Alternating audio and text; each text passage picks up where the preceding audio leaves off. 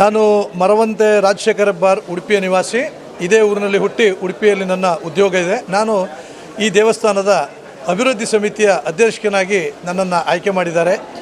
ನಮ್ಮ ಎಲ್ಲ ಸಮಿತಿಯವರು ಎಲ್ಲರೂ ಸೇರಿ ಈ ದೇವಾಲಯವನ್ನು ಪುನರ್ ನಿರ್ಮಾಣ ಮಾಡುವತ್ತ ನಾವು ಈಗಾಗಲೇ ಹೆಜ್ಜೆ ಇಟ್ಟಿದ್ದೇವೆ. ಸುಮಾರು 1 ವರ್ಷದಿಂದ ಕಾರ್ಯಪ್ರವೃತ್ತರಾಗಿದ್ದೇವೆ.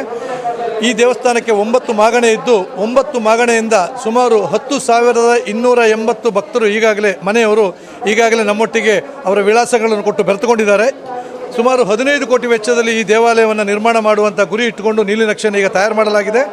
ಸಂಬಂಧಪಟ್ಟ ಪರಿಣಿತರ ತಂತ್ರಜ್ಞರೊಟ್ಟಿಗೆ ಸೇರಿಕೊಂಡು, ಯಾಕಂದರೆ ಒಂದು ಕಡೆ ಸಮುದ್ರ ಒಂದು ಕಡೆ ನದಿ ಇರುವುದರಿಂದ ಭೂಮಿಯ ವ್ಯವಸ್ಥೆಗಳಿಗೆ ಗುಣಮಟ್ಟಕ್ಕೆ ಪರಿಸ್ಥಿತಿಯನ್ನು ನಿಭಾಯಿಸಿಕೊಂಡು ಕನ್ಸ್ಟ್ರಕ್ಷನ್ ಮಾಡಬೇಕೆನ್ನುವ ದೃಷ್ಟಿಯಿಂದ ಪರಿಣಿತ ತಜ್ಞರಿಂದ ಈಗಾಗಲೇ ನಕ್ಷೆಗಳನ್ನು ತಯಾರು ಮಾಡಲಾಗಿದೆ.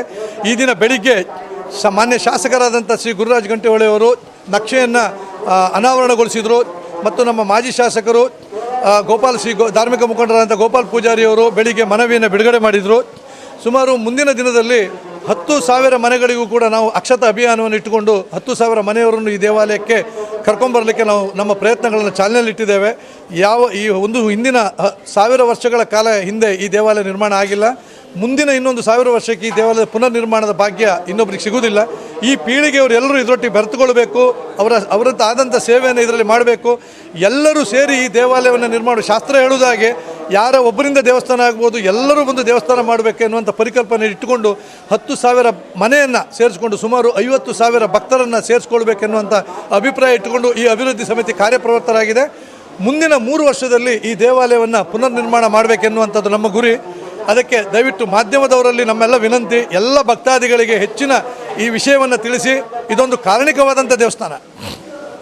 ಮಳೆಗೆ ಎಲ್ಲಿ ಮಳೆ ಕಡಿಮೆ ಆಯಿತು ಇಲ್ಲಿಗೆ ಬಂದು ಪ್ರಾರ್ಥನೆ ಮಾಡ್ತಾರೆ, ಮಳೆ ಜಾಸ್ತಿ ಆಯಿತು ಇಲ್ಲಿ ಬಂದು ಪ್ರಾರ್ಥನೆ ಮಾಡ್ತಾರೆ. ನವವಧುವರಗಳಿಗೆ ಮೊದಲು ಜಾತಕಗಳು ಇಲ್ಲದಿದ್ದಾವಾಗ ಇಲ್ಲಿಗೆ ಬಂದು ಪ್ರಸಾದವನ್ನು ಕೇಳುವಂಥ ಪದ್ಧತಿ ಇತ್ತು. ಆ ಪ್ರಸಾದವನ್ನು ತೆಗೆದುಕೊಂಡ ಮೇಲೆ ಪ್ರಸಾದ ಕೂಡಿ ಬಂದರೆ ಮದುವೆ, ಕೂಡಿ ಇಲ್ಲದ್ರೆ ಮದುವೆ ಇಲ್ಲ. ಆ ಮದುವೆ ಆದ ನಂತರ ನವವಧುಗಳು ಬಂದು ದಂಪತಿಗಳು ಬಂದು ಇಲ್ಲಿ ಪ್ರಾರ್ಥನೆ ಮಾಡಿ ಸಮುದ್ರ ಸ್ನಾನವನ್ನು ಮಾಡಿದರೆ ಇಲ್ಲಿ ಎಲ್ಲ ಪಾಪಗಳು ಪ್ರಾಯಶ್ಚಿತ್ತವಾಗಿ ಸತ್ಪುತ್ರರು ಹುಟ್ಟುತ್ತಾರೆ ಎನ್ನುವಂಥದ್ದೊಂದು ಪ್ರತೀತಿ. ಹಾಗೆ ಮಹಾರಾಜ ಸ್ವಾಮಿ ಎನ್ನುವಂಥ ಹೆಸರು, ಮಹಾರಾಜ ಒಬ್ಬ 18 ವರ್ಷಗಳ ದಿಗ್ವಿಜಯವನ್ನು ಪೂರೈಸಿ ಮನೆಗೆ ಬರುವಾಗ ರಾಣಿಯ ಅಂತಃಪುರದಲ್ಲಿ ಒಬ್ಬ ಹುಡುಗ ಮಲಗಿರುವುದನ್ನು ನೋಡಿ ಕೋಪಗೊಂಡು ಅವನ ಕುತ್ತಿಗೆಯನ್ನು ಕತ್ತರಿಸ್ತಾನೆ. ರಾಣಿ ಎದ್ದವಳು ಪ್ರಾರಂಭವನ್ನು ಮಾಡ್ತಾಳೆ, ಸ್ವಂತ ಮಗನನ್ನೇ ನೀನು ಕೊಂದಿಯಲ್ಲ, ನಿನಗೆ ಗೊತ್ತಿಲ್ಲದೆ ನೀನು ಅಚಾತುರ್ಯವನ್ನು ಮಾಡಿಬಿಟ್ಟೆ, ನೀನು ಹೋಗುವಾಗ ನಾನು ಗರ್ಭಿಣಿಯಾಗಿದ್ದೆ ಅಂತ. ಆ ಪಶ್ಚಾತ್ತಾಪದಿಂದ ಬೆಂದಂಥ ರಾಜ ಕುಲಪುರೋಹಿತರನ್ನು ಕುಲಗುರುಗಳನ್ನು ಕೇಳಿದಾಗ ಅವರು ವಿಷ್ಣುವನ್ನು ಪ್ರಾರ್ಥನೆ ಮಾಡು, ಆ ವಿಷ್ಣುವನ್ನು ಪ್ರಾರ್ಥನೆ ಮಾಡಿದಂಥ ಜಾಗ ಎನ್ನುವಂಥ ಅಭಿಪ್ರಾಯವನ್ನು ವಿಷ್ಣುವನ್ನು ಅವನು ಪರಿಪರಿಯಾಗಿ ಬೇಡಿದಾಗ ವಿಷ್ಣು ಅವರಿಗೆ ಹೇಳ್ತಾರೆ, ನಾನು ಸ್ವಪ್ನದಲ್ಲಿ ಬಂದು ವಿಷ್ಣು ಹೇಳುವಂಥದ್ದು, ನಾನು ವರಾಹ ವಿಷ್ಣು ನರಸಿಂಹನಾಗಿ ನಾನು ಕಡಲ ತಡಿಯಲ್ಲಿ ನೆಲೆಸಿದ್ದೇನೆ, ಅಲ್ಲಿವರೆಗೆ ಹೋಗು, ದೋಣಿಯಲ್ಲಿ ಹೋಗು, ನಾನು ಅಲ್ಲಿ ನಿಲ್ತೇನೆ, ನಿನಗೆ ಅಲ್ಲಿ ಬಂದು ನನ್ನ ಆರಾಧನೆ ಮಾಡಿ ಗುಡಿಯನ್ನು ಕಟ್ಟು, ನಿನ್ನ ಎಲ್ಲ ಪಾಪಗಳು ಪ್ರಾಯಶ್ಚಿತ್ತ ಆಗ್ತದೆ ಅಂತ. ಅದೇ ರೀತಿ ಮಹಾರಾಜ ಬಂದಾಗ ಇಲ್ಲಿ ಬಂದು ದೋಣಿ ನಿಲ್ತದೆ. ದೋಣಿ ನಿಂತಾಗ ಆತ ಇಲ್ಲಿ ನೋಡಿದಾಗ ವರಾಹ ವಿಷ್ಣು ನರಸಿಂಹರ ಚಿಕ್ಕ ಒಂದು ಗುಡಿ ಇರ್ತದೆ. ಅವ ಇಲ್ಲೇ ಆರಾಧನೆಯನ್ನು ಮಾಡಿ ಪ್ರಾರ್ಥನೆಯನ್ನು ಮಾಡಿ ಇಲ್ಲಿ ತಪಸ್ಸನ್ನು ಆಚರಿಸಿ ತನ್ನ ಪಾಪವನ್ನು ಪ್ರಾಯಶ್ಚಿತ್ತ ಮಾಡಿಕೊಂಡು ಇಲ್ಲಿ ಗುಡಿಯನ್ನು ಕಟ್ತಾನೆ. ಆದ್ದರಿಂದ ಮಹಾರಾಜ ಸ್ವಾಮಿ ದೇವಸ್ಥಾನ ಮರವಂತೆ ಎನ್ನುವಂಥದ್ದು. ಮತ್ತು ಆಮೇಲೆ ನಂತರ ಜನರು ಮಾತಾಡ್ತಾ ಅದನ್ನು ಮಾರಸ್ವಾಮಿ ಅಂತ ಹೇಳಿದರು.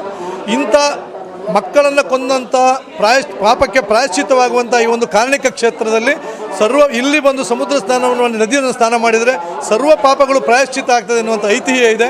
ಇಂಥ ಒಂದು ಅದ್ಭುತವಾದಂಥ ಕ್ಷೇತ್ರಕ್ಕೆ ಎಲ್ಲ ಭಕ್ತಾದಿಗಳು ಬಂದು ಇಲ್ಲಿ ಭಾಗವಹಿಸಿ ದೇವರ ಕೃಪೆಗೆ ಪಾತ್ರರಾಗಿ ಅವರ ಹಿಂದಿನ ಕರ್ಮದ, ಮುಂದಿನ ಜನ್ಮದ, ಈ ಜನ್ಮದ ಎಲ್ಲ ಪಾಪಗಳನ್ನು ನಾಶ ಮಾಡಿಕೊಂಡು ಮೋಕ್ಷ ಪ್ರಾಪ್ತಿಯಾಗ್ತದೆ ಎನ್ನುವಂಥದ್ದು ಎಲ್ಲ ಹಿಂದಿನ ನಮ್ಮ ಅಷ್ಟಮಂಗಲದಲ್ಲಿ ಕೂಡ ಬಂದಂಥ ವಿಚಾರ.